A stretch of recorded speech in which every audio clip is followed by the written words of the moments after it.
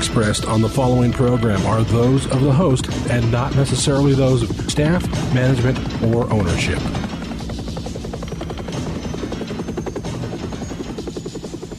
Arizona, Brother Mike back on the radio. Phoenix, Casa Grande, Prescott, welcome to Filthy Fridays on HardcoreChristianity.com. Thanks for tuning in. Today's Bible study, Generational Curses, like you've never heard it before. Hey, will you call somebody and tell them the radio program's on? I'm going to make a couple of announcements, and I'm going to hang out here till you get back. Ready to rumble. This is Brother Mike. I'm the counselor from the House of Healing in Central Phoenix. On the website, HardcoreChristianity.com, you will catch all of our services Wednesday, Thursday, and Friday. You'll get our location on 11th Street, just south of Indian School Road and west of the 51 freeway. We're right downtown near the VA hospital. Wednesday nights, our ladies' night, healing, deliverance, and teaching. Thursday night, individual and personal prayer for everyone that comes for deliverance and healing. Friday night, that's my teaching night for my radio listeners. Come a little early so you can get a seat. Starting at 6:30. When you're on the website, please hit the PayPal button and send us a donation to help us keep the radio program going. Please join us on our Facebook page off the website. Hit the teaching channel. You can join us on our teaching channel on YouTube. And you can sign up for a free seminar. All the seminars are free. This month's seminar, special healing and deliverance service for ladies only. May God richly bless you. You can catch every radio program anytime you want it on SoundCloud.com/Hardcore Christianity. You can catch it anytime you want it. Generational curses. I want to talk to you about this interesting subject. Everybody always teaches on it, but instead of teaching on it scripturally for you, you've already heard all those scriptures probably a dozen times or more. I want to show you what it actually looks like.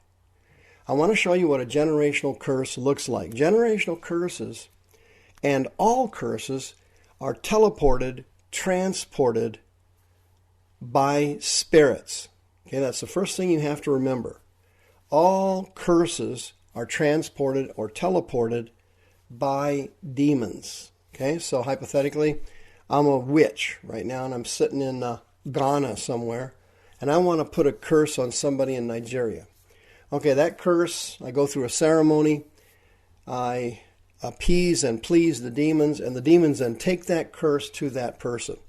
Now, if they're trying to curse me, that could be a war, and then the stronger demons are going to win out. I may end up cursed instead of cursing somebody else. But that's a totally separate Bible study. I don't want to go into that now. But let me give you exactly what a generational curse looks like in practical terms that you will understand 1,000%. Are you ready? Did you see this article in the paper? It came out just recently. Quote, Lawrence Taylor Jr., the son of legendary football player Lawrence Taylor, pleaded guilty to statutory rape, child molestation, and sodomy, and was sentenced to 30 years on probation and 10 years in prison. L.T. Jr. was arrested in July 2013 for rape charges after a 13-year-old girl accused him of forcing himself onto her to perform oral sex on her. Another girl at the scene told police that a year and a half earlier, L.T. Jr. had had sex with her 5 or 6 times. Taylor Jr. was born in 1981, which means that he was 30 or 31 when he had sex with a 12-year-old girl, and he was 31 or 32 when he had sex with the 13-year-old girl in 2013.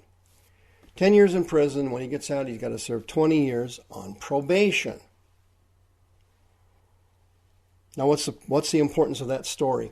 Well, remember, a generational curse is carried by demons. It comes down the family tree. It doesn't go up. It goes down, obviously. It can't go up because those people have already died and gone to hell. So the curses come down the family tree. They hit his dad. Then they hit his son. If this is making any sense at all. Yes, the article goes on to say, quote, the elder Taylor, Lawrence Taylor, the Hall of Fame football player, he was supposedly the best defensive player that ever lived. Whether he is or not, of course, I don't know. I'm not an expert on football. But the elder Taylor, who starred at linebacker with the Giants, pleaded guilty to patronizing a prostitute and sexual misconduct after a 2010 rendezvous with an underage sex worker. Lawrence Taylor Jr. attended his father's induction ceremony in 1999 in the Pro Football Hall of Fame. Okay, now what happened here? Sexual perversion spirits coming down from the family tree. They came down before Lawrence Taylor got hit with them. This curse came down and hit Lawrence Taylor, then this curse came down and hit the son, and they both ended up sexual perverts. In an interview that I saw with Lawrence Taylor, a tribute to him, he was being interviewed and he told people that he had gone to prostitutes or hired a prostitute, and he had done it so many times he couldn't count them. So it was just a regular behavior for him to go through prostitutes. And this, when he got arrested and now has to register as a sex offender, of course, he didn't know the girl was underage. He assumed they were being screened. A common problem when working with whores.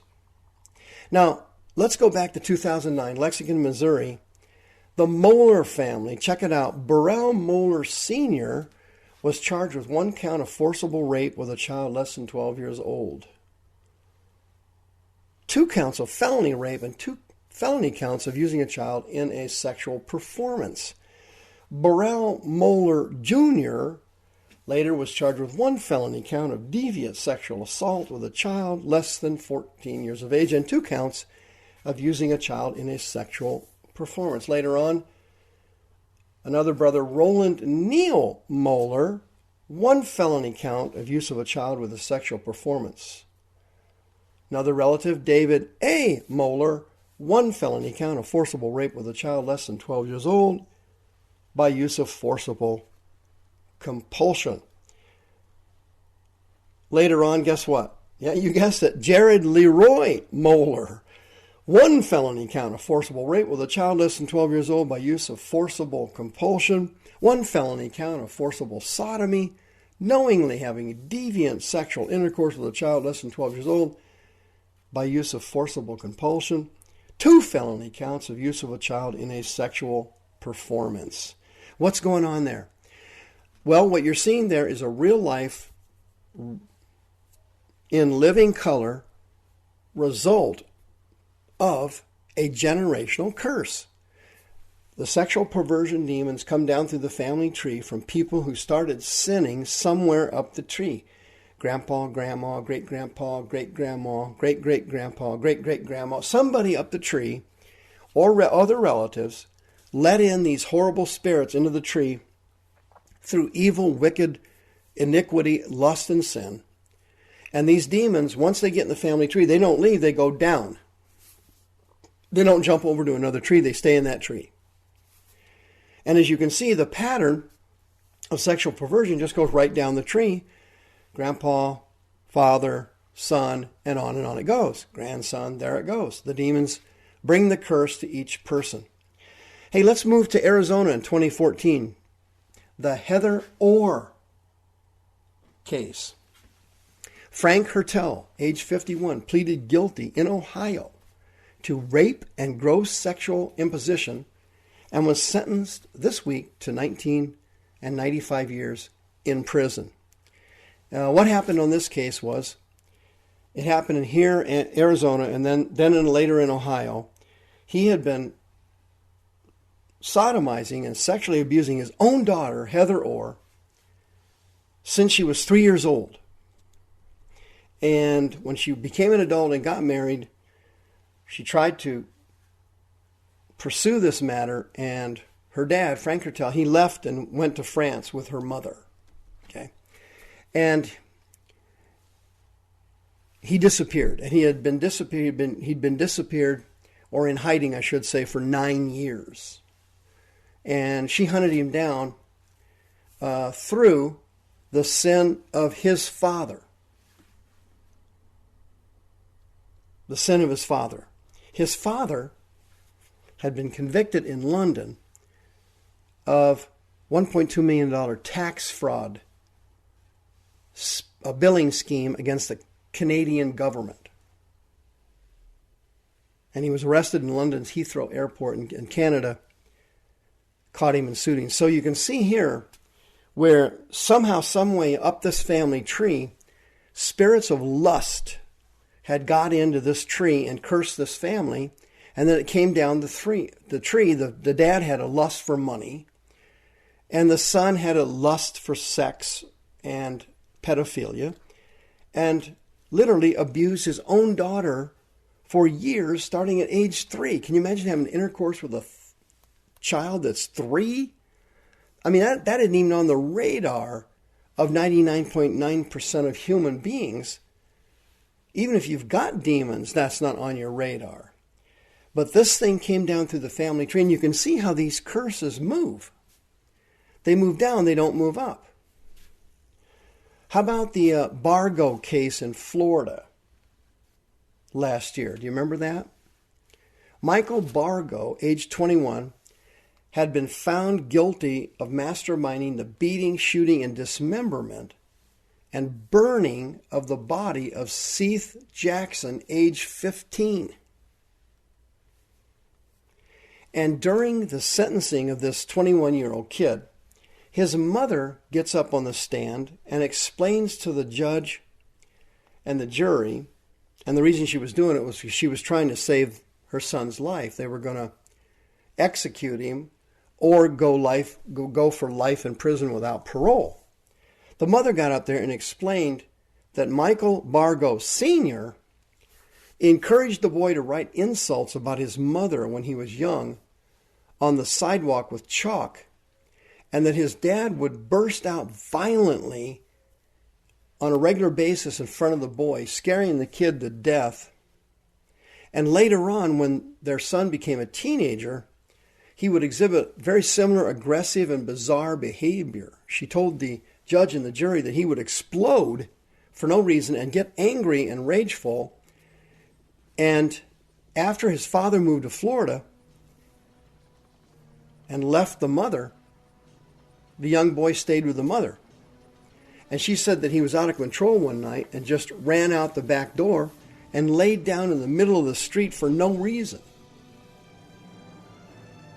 And clear back in 2011, Bargo, for no reason, had hatched a plot to beat, shoot, and dismember and burn this kid before stuffing his mutilated body into paint cans. Listen, if you have a generational curse, God wants to deliver you from it. You can have free counseling at the House of Healing to be healed. 602-636-5800. If you have one of these horrible generational curses, God wants to heal you now.